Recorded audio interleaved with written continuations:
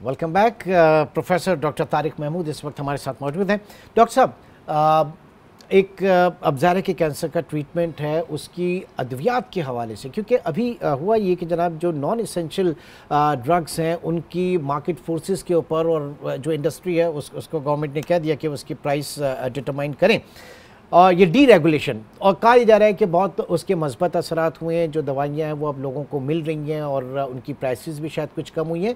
लेकिन आपकी तरफ क्या सूरत हाल है, क्योंकि कैंसर के पेशेंट्स जो हैं इनके लिए यकीनी तौर से बहुत महंगी अद्वियात होंगी। रेडिएशन तो आप कर रहे हैं, लेकिन दूसरा साइड जो है वो बड़ा तकलीफ दे है, और जो इसके इंजेक्शंस होते हैं वो भी ये कहा जाता है कि नहीं मिलते, जो दर्द के जो इंजेक्शंस हैं।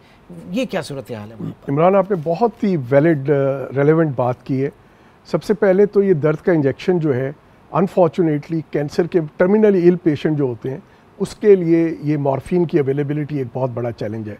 बहुत कम जगहों के ऊपर इसकी लाइसेंसिंग है। आई थिंक इसके ऊपर गवर्नमेंट को कुछ सोचना, कुछ ऐसा प्लान करना चाहिए कि एटलीस्ट टर्मिनली इल पेशेंट जो हैं उनको मॉर्फिन की अवेलेबिलिटी हो। सॉरी, ये टेक्निकल मॉर्फिन जो टर्म यूज की, टर्मिनली इल जो बिल्कुल जो आखिरी स्टेज पे होते हैं ना कैंसर। कैंसर के मरीज की सबसे बड़ी तकलीफ क्या होती है? उसको दर्द होता है। उसको दर्द के लिए, उसका दर्द आम दर्द के इंजेक्शन से कंट्रोल नहीं होता। उसके लिए मॉर्फिन चाहिए होती है, जो हॉस्पाइस पेशेंट्स हैं। अब उसके बाद आ जाते हैं कि हम आज जेपीएमसी का जो हमारा रेडिएशन ऑन्कोलॉजी का सेंटर है, आप पूरी दुनिया गूगल करें तो दुनिया के टॉप 10 सेंटर में जो टेक्नोलॉजी है वो जेपीएमसी में मौजूद है और फी सबिलिल्लाह और फ्री है। लेकिन एट द सेम टाइम हमारे मुल्क के अंदर जो कैंसर की दवाइयाँ हैं वो ज़्यादातर अवेलेबल नहीं है, स्मगल होके आती हैं जो टॉप एंड दवाइयाँ हैं, और वो बहुत महंगी है।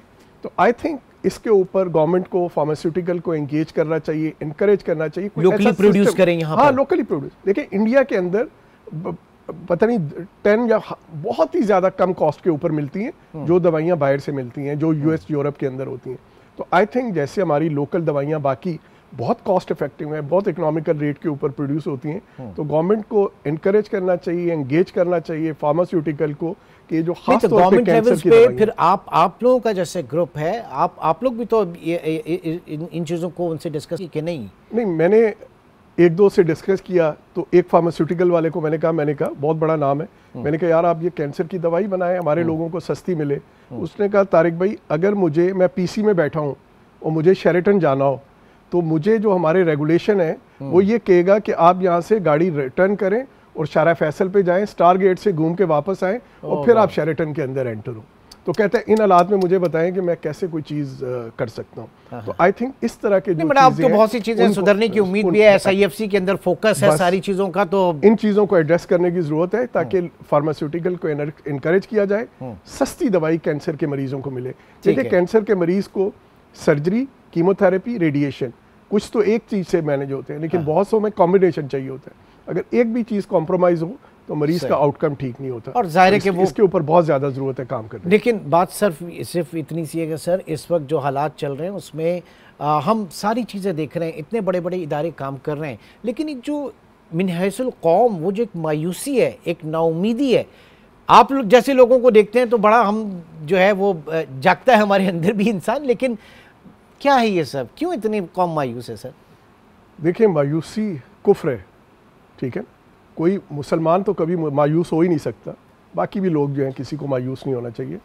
वो एक शेर है, मुझे एग्जैक्टली उसके ऑथर का नाम नहीं पता, तकदीर इलाही के नविश्ते भी वही हैं, तकदीर इलाही के नविश्ते भी वही हैं, अल्लाह भी वही है, उसके फरिश्ते भी वही हैं, उतर सकते हैं तेरी इमदाद को मलाइक अब भी, गर ज़ाते इलाही से तेरे रिश्ते भी वही हैं। आई थिंक रमज़ान का महीना है, सबको चाहिए अल्लाह से रिश्ता कायम कर लें। जब अल्लाह से रिश्ता कायम करेंगे तो चीज़ें आसान हो जाएंगी, ये नाउमीदी ख़त्म होगी, आप पुरुमीद होंगे और उसी के साथ ग्रोथ आती है। नाउमीद आदमी कोई पॉजिटिव काम नहीं कर सकता, सवाल ही में उसके लिए उम्मीद जरूरी है, पॉजिटिव होना जरूरी। बिल्कुल, पॉजिटिव होंगे तो काम करना शुरू। अच्छा, अब ये बताइए, जो आपने कहा रमज़ान का महीना, और उसमें क्योंकि हमारी भी कोशिश यही होती है कि रमज़ान के महीने में इस तरह के जितने भी इदारे हैं जो फलाही खिदमत के लिए, खल्क़ खुदा की खिदमत के लिए आगे हैं, तो हम ये चाहते हैं कि जनाब नाज़रीन, आप भी आपके जो ज़कात है, आपके डोनेशंस हैं, आपके सदक़ात हैं, आपके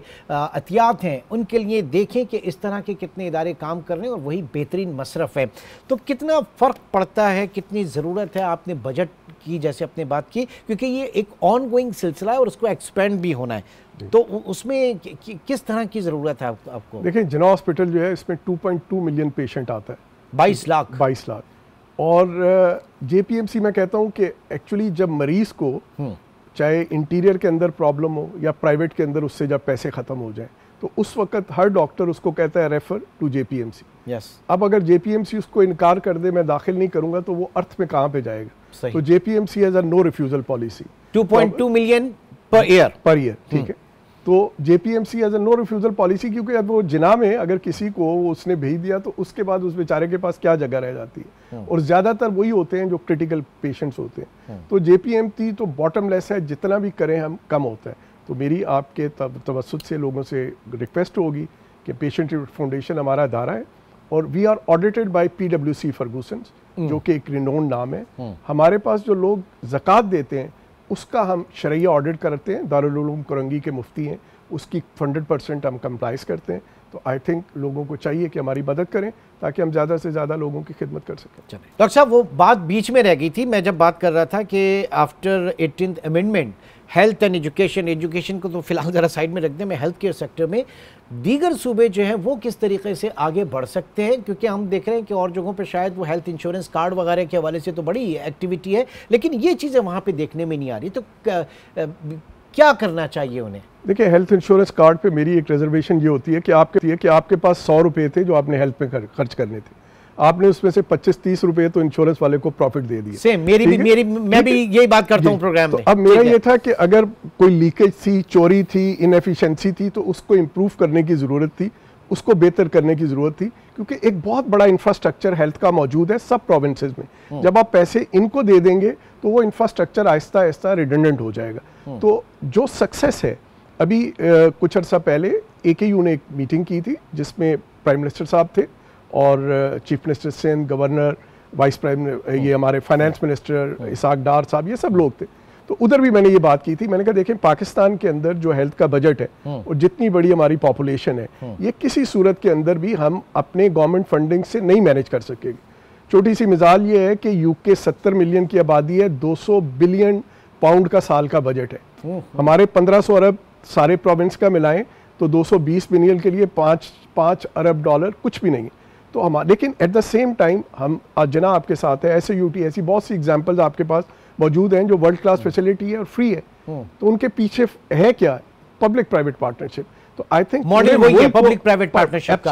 और जो एक्सपर्टीज हैं, जो प्रोफेशनल्स की एक्सपर्टीज हैं, वो भी वहां पर जा सकती हैं। जैसे आजकल ये बात की जा रही है कि जनाब KPK में, बलूचिस्तान में CDC काउंटर टेररिज्म डिपार्टमेंट जो है वो बनाने की बात हो रही है। जब आप उसके ऊपर काम कर सकते हैं, सोच आ सकती है, तो फिर ये मेडिकल फैसिलिटीज के हवाले से क्यों नहीं सोचा जा सकता? एब्सोल्युटली। तो पब्लिक प्राइवेट पार्टनरशिप में क्या है कि आप अगर मुझे किसी जगह के ऊपर आप ये इजाज़त देते हैं कि मैं इस अस्पताल को असिस्ट करूं, और मुझे ये पता हो कि मैं जो ज़कात डोनेशन अपनी दे रहा हूं वो डायरेक्टली अपने हाथ से मरीज़ या उसके ज़रूरतमंद को दे रहा हूं, तो उससे ये एक लोगों का कॉन्फिडेंस आता है। और ये बाकी प्रोविंसेस को चाहिए कि गवर्नमेंट ऑफ सिंध के साथ आके यहाँ के सेक्शन देखें, सेंटर्स देखें और उस मॉडल को फॉलो करें।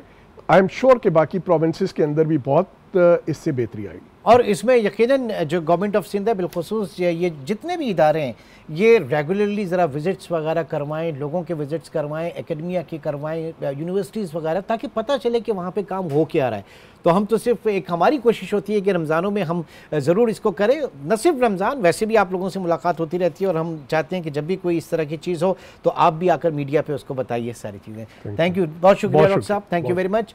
नाज़रीन, हमारी जो प्रोग्राम्स की है जिसमें हम पाकिस्तान में वो इदारे जो कि खल्क़ खुदा की खिदमत के लिए और बिलखुसूस हेल्थ केयर सेक्टर, क्योंकि हम एजुकेशन के ऊपर भी बात करेंगे, हम इन जनरल उसके ऊपर भी बात करेंगे, लेकिन पहले ज़रा फोकस्ड है हेल्थ केयर सेक्टर का, क्योंकि इसमें बड़ी इन्वेस्टमेंट की ज़रूरत है ताकि लोगों को, आवाम को सस्ता जो है वो इलाज मयसर हो।